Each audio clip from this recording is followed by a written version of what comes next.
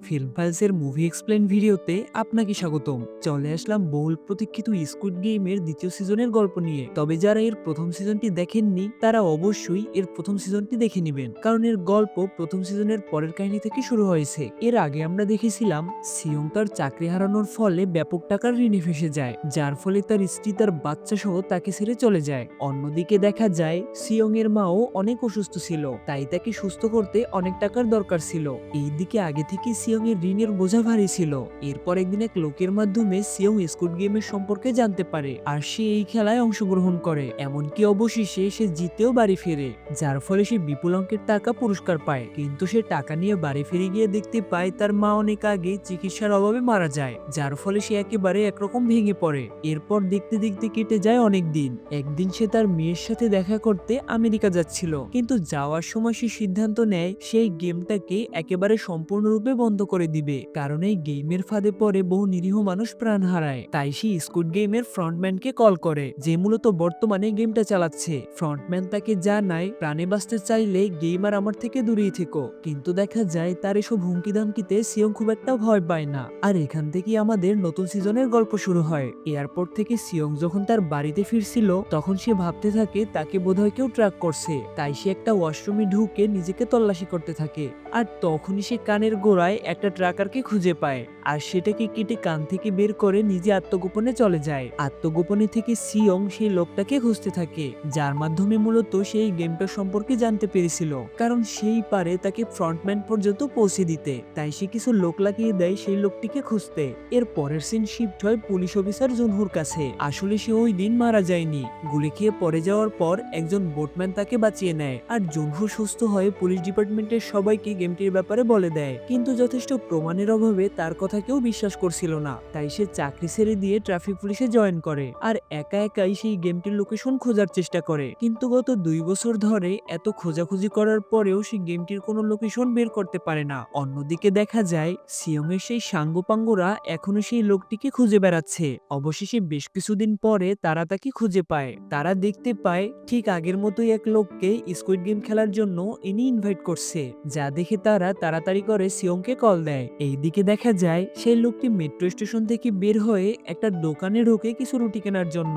এরপর সে পাশের দোকান থেকে কিছু লটারি কিনে বের হয়ে যায়, আর একটা পার্কে ঢুকে হোমলেস মানুষদের কাছে গিয়ে রুটি আর লটারির মধ্যে যে কোনো একটা বেছে নিতে বলে। কিন্তু দেখা যায় এদের মধ্যে বেশিরভাগ মানুষই লটারিকে বেছে নেয়, কিন্তু তারা সেখান থেকে কিছুই পায় না। তা দেখে সেলসম্যানটি হাতে থাকা রুটিগুলো মাটিতে ফেলে দেয় আর পা দিয়ে পিষে দিতে থাকে। এরপর সে তাদের উদ্দেশ্যে বলে, আমি তোমাদেরকে এই খাবারগুলো দিয়েছিলাম, কিন্তু তোমরা খাবার না নিয়ে লটারিকে বেছে নিলে, তাই তোমাদের জন্য এটাই পাওনা রইলো। এইসব বলে সে একটা গাড়িতে উঠে ওখান থেকে চলে যায়, আর সিয়ং এর সাঙ্গপাঙ্গরাও তার পিছু নেয়। এইদিকে দেখা যায় সিয়ং তাকে ধরতে গাড়ি নিয়ে বেরিয়ে পড়ে, কিন্তু ওভার স্পিডে গাড়ি চালানোর জন্য ট্রাফিক পুলিশ তাকে ফাইন দেয়। সেখানে আমরা জুনহুকেও দেখতে পাই, কিন্তু সে দূরে দাঁড়িয়ে থাকায় সিয়ংকে দেখতে পাচ্ছিল না। সিয়ং এদিকে ফাইনের টাকা দিয়ে গাড়ি নিয়ে আবারও আগের মতো বেরিয়ে পড়ে, যার ফলে সে এবার সন্দেহর তালিকায় পড়ে যায়। জুনহু তাই গাড়ির নাম্বার সার্চ করে সিয়ং এর ছবি দেখতে পায়, আর তাকে এক দেখাতেই চিনে ফেলে।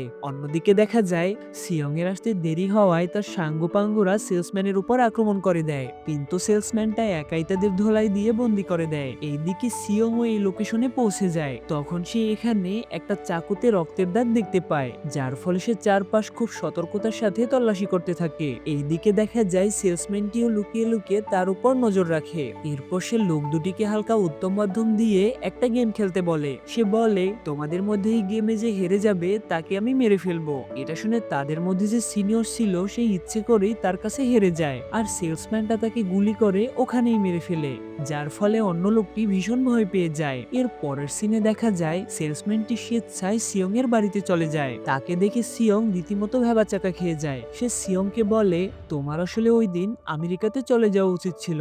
এটা শুনে সিয়ং বলে, যাওয়ার আগে আমাকে এই গেমটা বন্ধ করে যেতে হবে, তাই তুমি আমাকে এখন তোমার বসের লোকেশনটা বলে দিবে। কিন্তু দেখা যায় এই লোক তাকে কিছুতেই তার বসের লোকেশন বলে না। তাই সিয়ং রেগে গিয়ে তাকে কিছু খাস বাংলা শুনিয়ে দেয়। এটা শুনে সেলসম্যানের মুখ খোলে। সে বলে, তাহলে শোনো, আগে আমি এই গেমে মানুষ মারতাম, তবে একদিন আমি গেমের ভিতর আমার বাবাকে আবিষ্কার করলাম। বাবা আমার কাছে অনেক রিকোয়েস্ট করলেও আমি তার কোনো কথা শুনিনি। আমি তাকে সেখানেই মেরে ফেলি। এটা শুনে সিয়ং তাকে আরো দুষ্ট কথা শুনিয়ে দেয়, যার ফলে সেলসম্যানের এবার টনক নড়ে। সে একটা রিভলভারে একটা বুলেট ঢুকিয়ে দিয়ে বলে, আমি তোমার সাথে শেষ একটা গেম খেলতে চাই। ঘুরে ফিরে এই একটা গুলি ফায়ার হবে, একবার তুমি ট্রাই করবে আর একবার আমি ট্রাই করব। আর শোনো, যদি আমি এই গেমে হেরে যাই তবে আমার জ্যাকেটের পকেটে তুমি আমার বসের লোকেশনটা পেয়ে যাবে। গেম শুরু হলে দেখা যায় সেলসম্যান নিজেই মারা যায়। এইদিকে জুনহো সিয়ংকে খুঁজতে খুঁজতে এখানে চলে আসে আর গুলির শব্দ শুনে সেও বাড়ির ভিতরে ঢুকে পড়ে। অন্যদিকে সিয়ংও সেই কার্ডটা পেয়ে যায়। তখনই সেখানে জুনহো চলে আসে আর খুনের দায়ে তাকে গ্রেপ্তার করতে চায়, কিন্তু তখনই সেখানে ওই লোকটা এন্ট্রি নেয় আর সিয়ংকে গ্রেপ্তার হওয়ার হাত থেকে বাঁচিয়ে নেয়। জ্ঞান ফিরলে জুনহো দেখতে পায় ওরা তাকে বাথটবে বেঁধে রেখেছে। সিয়ং ভেবেছিল এটাও বোধহয় স্কুইড গেমের লোক, কিন্তু ওর সাথে কথা বলে জানতে পারে সেও আসলে এই গেমটার লোকেশন খোঁজায় ব্যস্ত। যার ফলে জুনহো তাকে বলে, আমিও তোমাকে এই কাজে সাহায্য করতে চাই। এটা শুনে বাকি সেই লোকটিও বলে, আমাকেও তোমাদের সাথে নিও, আমিও তোমাদের সাথে কাজ করতে চাই। তাই তারা তিনজনে এক হয়ে স্কুইড গেমকে নষ্ট করতে চায়। এরপর দেখা যায় সিয়ং তাদের নিয়ে একটা রুমে প্রবেশ করে, যেখানে কিনা টাকার পাহাড় ছিল।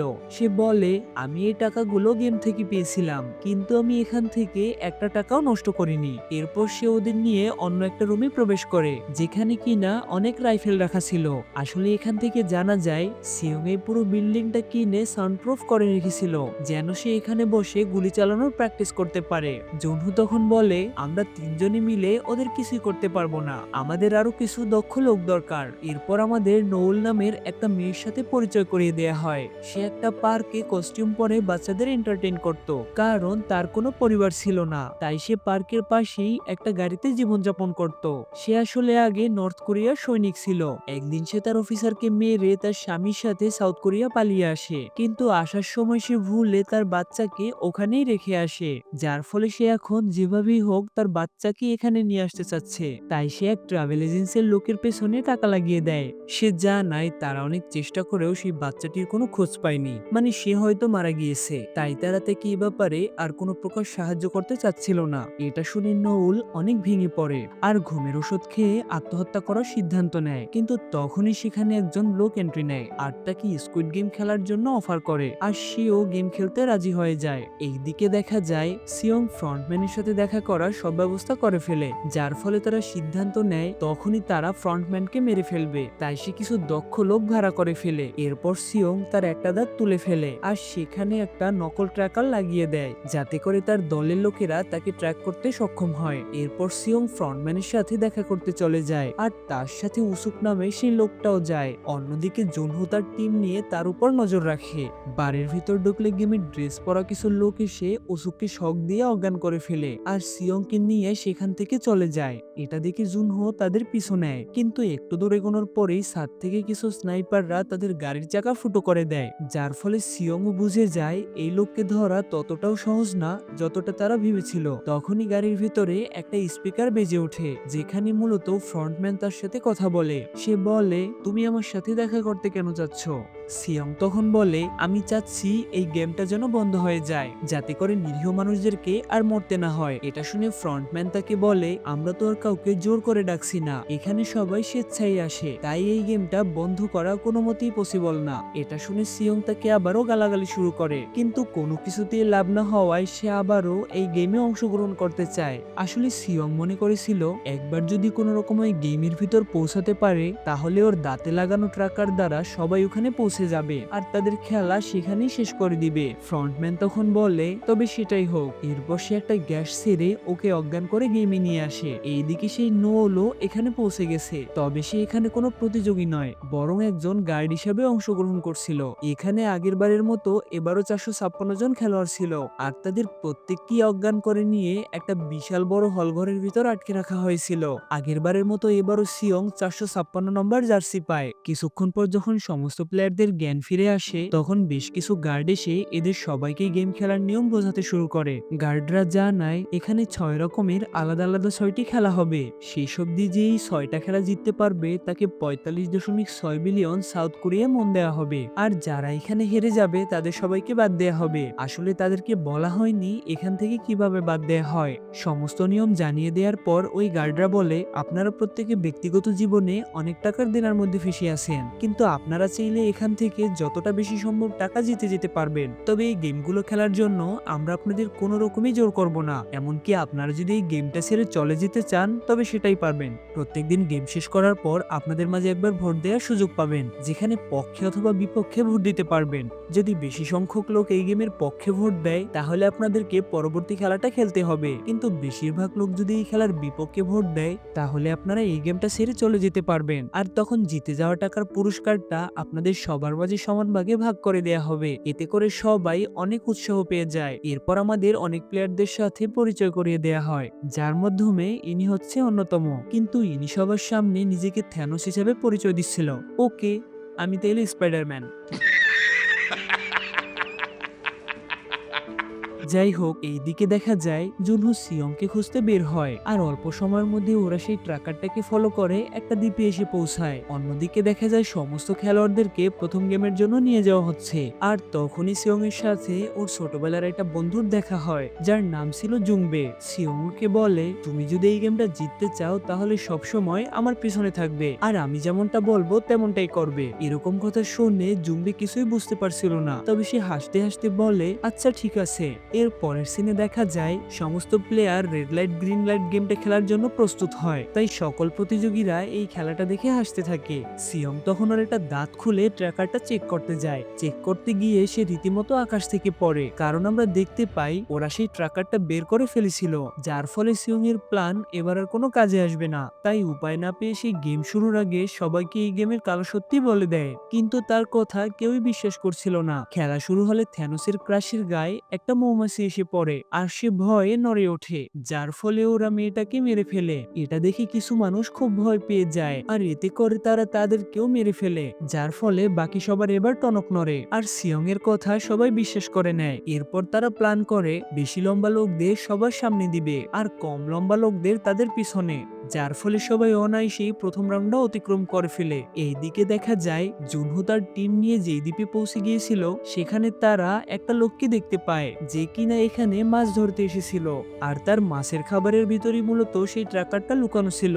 অন্যদিকে দেখা যায় বেঁচে যাওয়া সব প্লেয়াররা একটা রুমে এসে বসে রয়েছে। তখনই সেখানে গার্ডরা চলে আসে। তারা জানায় 456 জন প্লেয়ারের ভিতর থেকে 91 জন মারা গেছে, বাকি রয়েছে 365 জন। কিন্তু তাদের কথা শেষ হতে না হতে এখানে সবাই বলে আমরা এখান থেকে ফিরে যেতে চাই। তখন তারা বলে আমরা তো চাই আপনারা আরো বেশি করে টাকা ইনকাম করুন, আর আপনারা যদি যেতেই চান তবে আমরা একটা ভোটের ব্যবস্থা করছি, ভোট যেটাই বেশি পড়বে সেটাই হবে। তবে হ্যাঁ, আজকে আপনারা আপনাদের ইনকামটা দেখে নিন। এই বলে তারা সেই আগের মতো টাকাগুলো দেখাতে থাকে আর বলে আপনারা এখন চলে গেলে এই সবগুলি টাকা আপনাদের মাঝে ভাগ করে দেয়া হবে। এখন আপনারা সিদ্ধান্ত নিন আপনারা কি করবেন। এরপর তারা ভোটের আয়োজন করে, কিন্তু ভোট শেষে দেখা যায় বেশিরভাগ মানুষই গেমটা চালিয়ে যেতে চাচ্ছিল। তাই সিয়ং তাদের সবকিছু ভালোভাবে বোঝাতে থাকে, কিন্তু টাকার লোভে তারা সিয়ংকে পাত্তাই দিচ্ছিল না, উল্টো তাকে দালাল গেমের লোক বলে সম্বোধন করে। তখন সিয়ং সবাইকে সত্যি কথা বলে দেয়, যেটা শুনে তারা বলে আচ্ছা তুমি যদি এবার জিতেই থাকো তবে তো তোমার অনেক টাকা রয়েছে, তাহলে তুমি আবার কেন এখানে আসলে,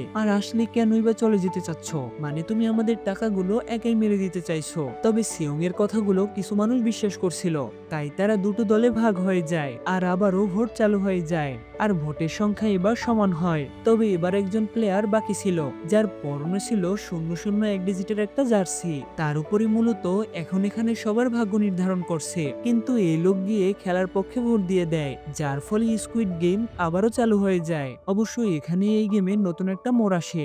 ভিডিওটি বড় হওয়ায় আমি এটি দুটি পার্টে বিভক্ত করেছি। আপনারা যদি এর পরবর্তী পার্ট দেখতে চান তবে অবশ্যই কমেন্ট করে আপনাদের মতামত জানাবেন।